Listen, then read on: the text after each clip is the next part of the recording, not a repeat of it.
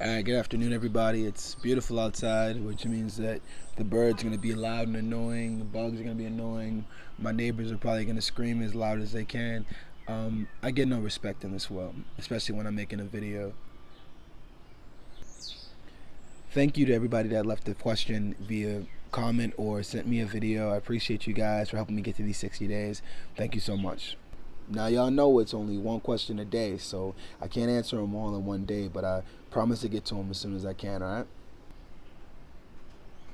Today's question comes to us from Kristen, a friend of mine from Facebook who I met through Red Gold Green, and she had this to ask. Hey, Blue, here's a question I've always wanted to ask you.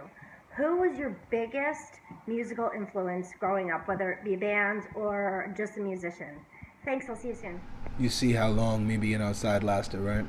As soon as I started trying to answer the question, every bird that ever seen a tree started squawking and squeaking and cawing all next to me, so I had to get the hell out of there. Dogs started barking. It was ridiculous. It's a jungle out there. Biggest musical influence. When I first started making music, I think my goal was Wu-Tang Clan. I think we legitimately were trying to make a Wu-Tang Clan. I was started rapping with a group called Frontline out in Reston, and we just thought we were gonna be this well, we thought we were gonna be. We were this huge conglomerate. I use the word conglomerate because that's exactly what it was. Don't say posse. We were a conglomerate of MCs from all over Reston and Sterling, and we were thick with it. All right, big bubble jackets, all black and white. We had a uniform type joint. I mean, it was. I actually kind of miss it. Thinking back, I wish I was still in Frontline. We was rocking, yo. We did like school shows and stuff, and I don't know. I like the energy of all of us on stage rapping and stuff like that. I like the bars. The exchange of bars is really dope. Now, you guys might not notice about me, but I'm also the Virginia Bruiser.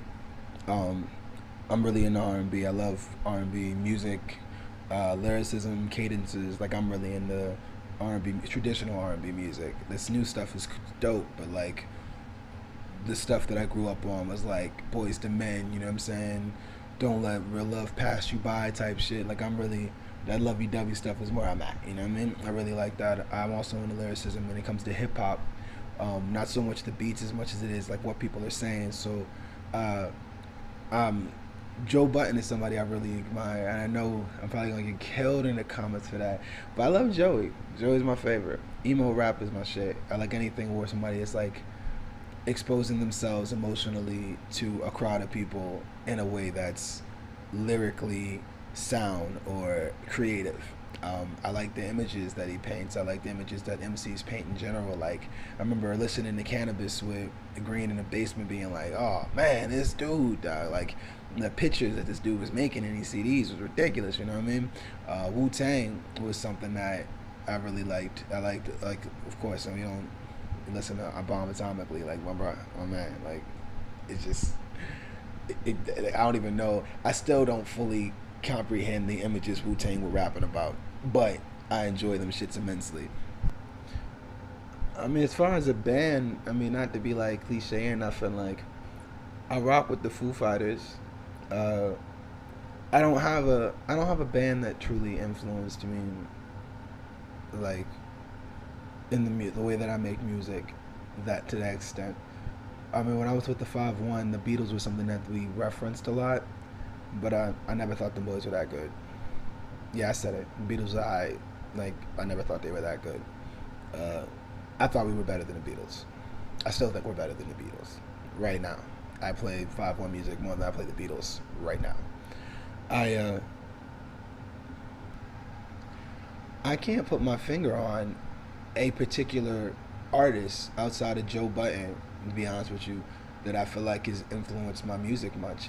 Because I think up until I listened to him, I didn't really know what it was like with people being honest. Like, Confessions came out with R&B music, and Usher was very open, and people are like, oh man, these stories, he's just telling on himself, look at all these things, he's had a side baby, and listen to all those lyrics and stuff like that. It really drew people in.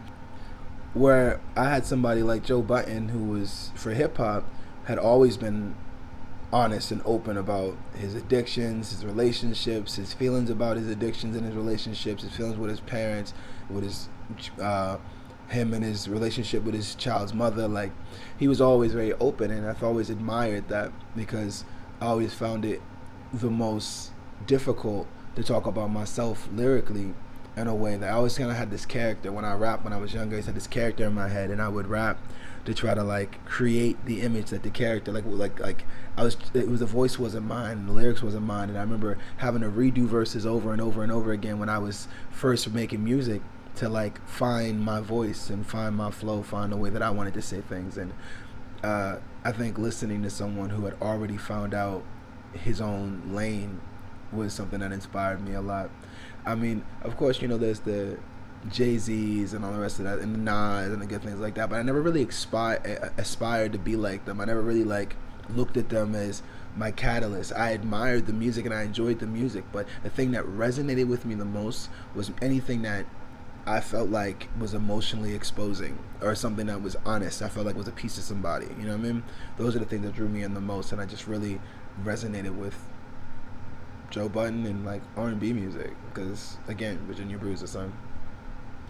Alright, well, that's the video for today. Again, 60 Days of Blue. Leave a comment with a question. I'm gonna start taking comments too, because some of y'all are scared of the camera, but a video question is always, appreciated. I got 60 days. It's day 3. That means there's 57 more days of me doing these videos, and I need your help. So ask a question, ask away. It could be something about my music career, something about me boxing, relationships. I mean, it could be about whatever you want to know, man. I'm with it 110%. So thank you guys for watching, and see you guys tomorrow. What the hell was that head nod at the end of the video? Like, who are you nodding to? Like, bro, y'all better cook me in the comments. That's all I'm saying.